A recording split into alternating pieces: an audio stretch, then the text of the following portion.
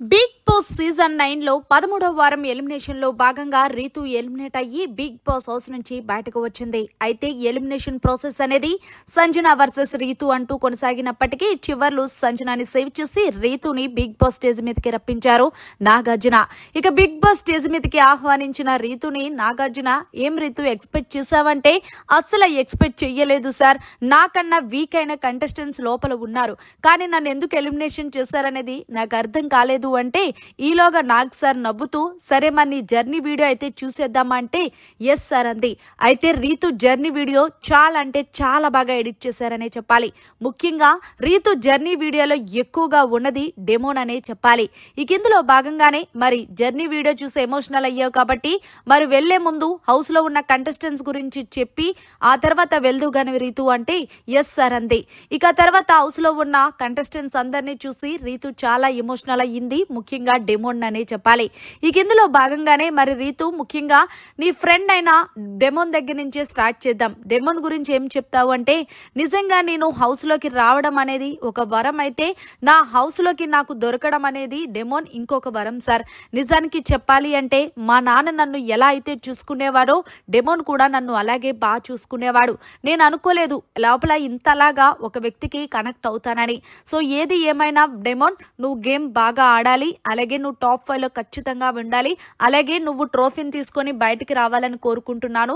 So ముఖ్యంగా నీ కోసం నేనైతే గనక బయట క్యాంపెయిన్ చేస్తాను అంటూ, సో నువ్వు లేనని నువ్వు ఎక్కువ ఎమోషనల్ అవ్వద్దు. సో మొన్నటి వరకు నన్ను టార్గెట్ చేశారు కదా డెమోన్, నువ్వు ఏం ఆడుతున్నారు, నువ్వు డెమోన్ కోసమే గేమ్ ఆడుతున్నావని, సో అలాగే నువ్వు రీతు కోసమే ఆడుతున్నారన్నారు. సో ఫైనల్ గా నేనైతే బిగ్ బాస్ హౌస్ నుంచి బయటకు వచ్చాను కాబట్టి నీ గేమ్ అస్సలు ఎక్కడ కూడా తగ్గేదేలే అన్నట్టు నెక్స్ట్ లెవెల్ చూపించాలి అంటూ డెమోన్ కి మిస్యూజ్ చెప్పింది. కిందలో భాగంగానే తనుజ దగ్గరికి వచ్చి చాలా ఎమోషనల్ అయిపోయింది. నిజానికి చెప్పాలి అంటే తనుజకి నాకు బయట అంత పెద్ద బాండింగ్ ఉండేది కాదు సార్, కానీ ఫ్రెండ్షిప్ కి మరొక మాట ఎవరైనా ఉన్నారు అంటే అది తనుజ అనే చెప్పాలి.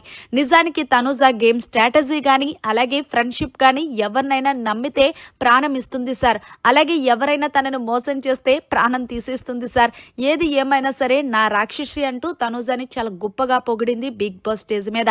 తనుజ, నువ్వు గేమ్ అయితే చాలా బాగా ఆడతావు, సో నువ్వు ఏదైతే కొంచెం ఎమోషనల్ అలాగే కొంచెం అగ్రెసివ్నెస్ అవుతున్నావో అది తగ్గించుకుంటే బిగ్ బాస్ హౌస్ లో నిన్ను కొట్టే హౌస్ మేట్ ఎవ్వరూ ఉండరు, ఇది గుర్తు పెట్టుకో, బయటకు వచ్చాక కలుద్దామంటూ తనుజకి చెప్పుకొచ్చింది.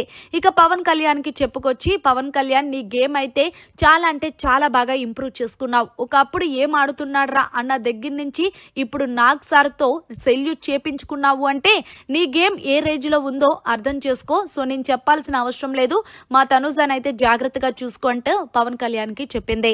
ఇక అలాగే భరణి దగ్గరకు వచ్చి, భరణి గారు మీరు ఏది ఏమైనా సరే డే 1 నుంచి కూడా నన్ను టార్గెట్ చేయడం అయితే స్టార్ట్ చేశారు. సో ఏది ఏమైనప్పటికీ ఈ రోజు బిగ్ బాస్ హౌస్ నుంచి బయటకు వెళ్తున్నాను అంటే మీతో గొడవ కూడా నాకు కొంచెం మైనస్ అయ్యిందని అనుకుంటున్నాను. ఎనీవే మీరు ఇప్పుడు ఎలా అయితే గేమ్ ఆడుతున్నారో అలాగే ఆడండి, సో ఆల్ ద బెస్ట్ అంటూ భరణికి చెప్పుకొచ్చింది. ఇక ఫైనల్ గా ఇమాన్యుయల్ దగ్గరకు వచ్చి, ఇమాన్యుయల్ ఏది ఏమైనా హౌస్ లో మాకు బాగా ఎంటర్టైన్మెంట్ చేసావు, సో నువ్వు నాకు మంచి ఫ్రెండ్ అయ్యావు, సో నువ్వు టాప్ 5 లో ఉండాలి, కొంచెం సేఫ్ గేమ్ అనేది ఆడడం మానేస్తే నువ్వు ఖచ్చితంగా టాప్ 3 లో ఉంటావంటూ ఇమాన్యుయల్ కి చెప్పుకొచ్చింది. సో ఫైనల్ గా బిగ్ బాస్ స్టేజ్ మీద రీతు మాట్లాడిన మాటలు ఎలా అనిపించాయి అనేది కమెంట్ చేయండి. మరిన్ని లేటెస్ట్ లైవ్ అప్డేట్స్ కోసం చూస్తూనే ఉండండి మన